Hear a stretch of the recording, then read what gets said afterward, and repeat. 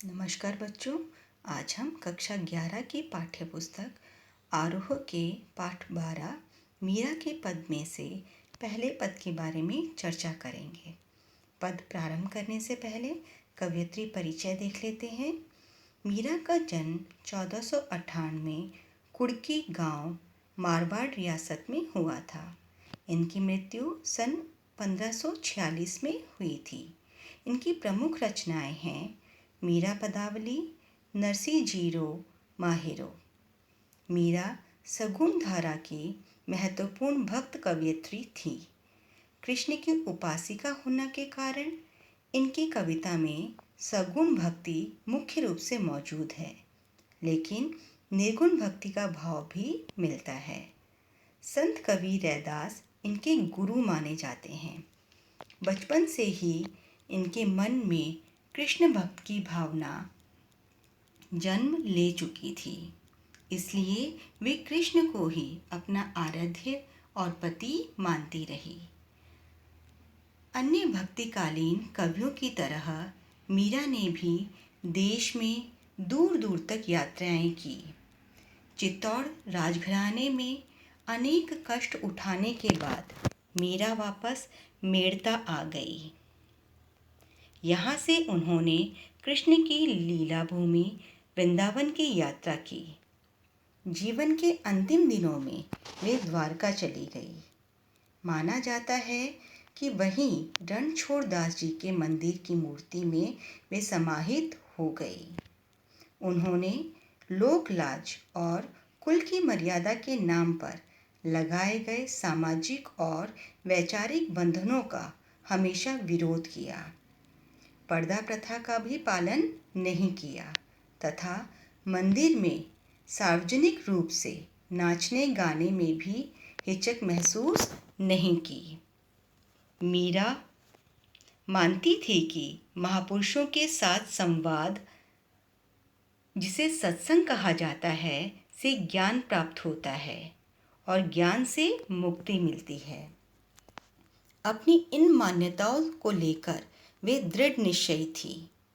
निंदा या बंदगी उनको अपने पद से विचलित नहीं कर पाई। जिस पर विश्वास किया उस पर अमल किया।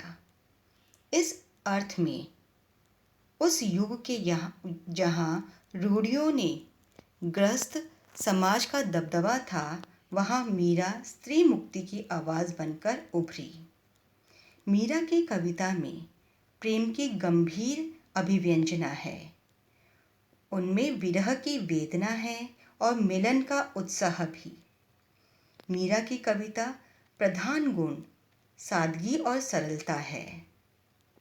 कला का अभाव ही उनकी सबसे बड़ी कला है। उन्होंने मुक्तक गेय पदों की रचना की। लोक संगीत और शास्त्रीय संगीत दोनों क्षेत्रों में उनके पद आज भी लोकप्रिय हैं। उनकी भाषा मूलतः राजस्थानी है तथा कहीं कहीं ब्रज भाषा का प्रभाव भी है। कृष्ण के प्रेम की दीवानी मीरा पर सूफियों के प्रभाव को भी देखा जा सकता है। मीरा की कविता के मूल में दर्द है। वे बार बार कहती हैं कि मेरे दर्द को पहचानता कोई नहीं है, न शत्रु न मित्र। यहाँ पहले पद में मीरा के कृष्ण से अपनी अनन्यता व्यक्त की है तथा व्यर्थ के कार्यों में व्यस्त लोगों के प्रति दुख प्रकट किया है। वहीं दूसरे पद में प्रेम रस में डूबी हुई मीरा सभी रीति रिवाजों और बंधनों से मुक्त होने और गिरधर के स्नेह के कारण अमर होने की बात कर रही है। दोनों पद नरोत्तम दास स्वामी द्वारा संकलित संपादित मीरा मुक्तावली से लिए गए हैं। तो चलिए देखते हैं पहला पद।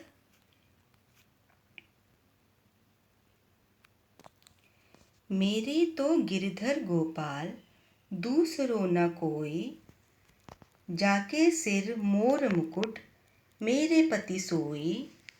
छाड़ी दई कुल की कानी, कहा करिए कोई। संतन डिगी बैठी बैठी, लोक लाज खोई। असुवन जल सींची सींची, प्रेम बेली बोई। अब त बेली फैली गई, आनंद फल होई। दूध की मथनियाँ बड़े प्रेम से विलोई। दही मती गृध काढ़ी लियो, डारी दई छोई। भगत देखी राजी हुई, जगत देखी रोई। दासी मीरा लाल गिरधर, तारो अब मोही। तो बच्चों, पहली पंक्ति का अर्थ देखते हैं। मेरे तो गिरधर गोपाल, दूसरो न कोई। मीरा कहती है, मेरे तो गिरधर गोपाल अर्थात श्री कृष्ण ही सर्वस्व हैं। अन्य किसी से मेरा कोई संबंध नहीं है। दूसरी पंक्ति देखिए। जाके सिर मोर मुकुट, मेरे पति सोई। मीरा कहती हैं, जिस कृष्ण के सिर पर मोर मुकुट है वही मेरा पति है। मैं श्री कृष्ण को ही अपना पति अर्थात रक्षक मानती हूँ। अगली पंक्ति देखिए। छाड़ी दई कुल की कानी, कहा करिए कोई। वे कहती हैं, इस भक्ति के लिए मैंने अपने माता पिता, भाई बंधु आदि सभी को छोड़ दिया है। वे मेरे कोई नहीं हैं। मैंने तो अपने वंश परिवार की मर्यादा का भी त्याग कर दिया है। अब मेरा कोई कुछ नहीं कर सकता अर्थात मुझे किसी की भी चिंता नहीं है। अगली पंक्ति देखिए। संतन डिगी बैठी बैठी, लोक लाज खोई। मैंने तो लोक लज्जा को खोकर संतों के निकट बैठना स्वीकार कर लिया है। साधु संतों के पास बैठने से यदि लोक लाज जाती है तो भले ही चली जाए, मुझे कोई अंतर नहीं पड़ता।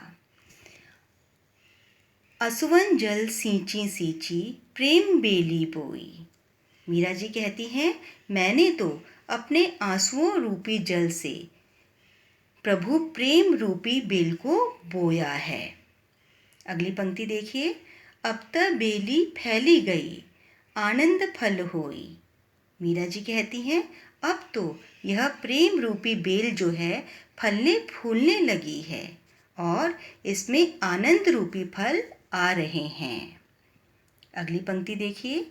दूध की मथियाँ बड़े प्रेम से विलोई। मीरा जी कहती हैं, मैंने दूध की मथनियाँ को बड़े प्रेम से मथा है अर्थात उसे बिलोया है। अगली पंक्ति देखिए। दधी मथी घृत काढ़ी लियो, डारी दही छोई। अर्थात इसमें से दही को मथ कर घी को निकाल लिया है और छाछ को छोड़ दिया है अर्थात सार तत्व को ग्रहण कर लिया और सारहीन अंश को छोड़ दिया है। अगली पंक्ति देखिए। भगत देखी राजी हुई, जगत देखी रोई। मीरा जी कहती हैं, मैं तो भक्तों को देखकर प्रसन्न होती हूँ और इस संसार के रंग ढंग को देखकर रोती हूँ अर्थात दुखी होती हूँ। अंतिम पंक्ति देखिए। दासी मीरा लाल गिरधर, तारो अब मोही। मीरा जी कहती हैं, हे प्रभु, हे कृष्ण, मैं आपसे प्रार्थना करती हूँ कि मैं आपकी दासी हूँ, आप मुझे इस भव सागर से पार उतारिए। इस पद की विशेषताएं हैं कि मीरा कृष्ण प्रेम में निमग्न प्रतीत होती है। उसने कृष्ण को ही अपना सर्वस्व मान लिया है। वह इसमें गर्व का अनुभव करती हैं और उसे समाज की कोई परवाह नहीं है। वह संतों की संगति में रहती हैं। कृष्ण प्रेम की बेल को असुओं से सींचकर उसमें आनंद का फल प्राप्त करती हैं। इस पद में अनुप्रास और रूपक अलंकार की छटा देखते ही बनती है। मोर मुकुट, कुल की कानी कहा करी, लोक लाज इसमें अनुप्रास अलंकार है। प्रेम बेली आनंद फल में रूपक अलंकार है।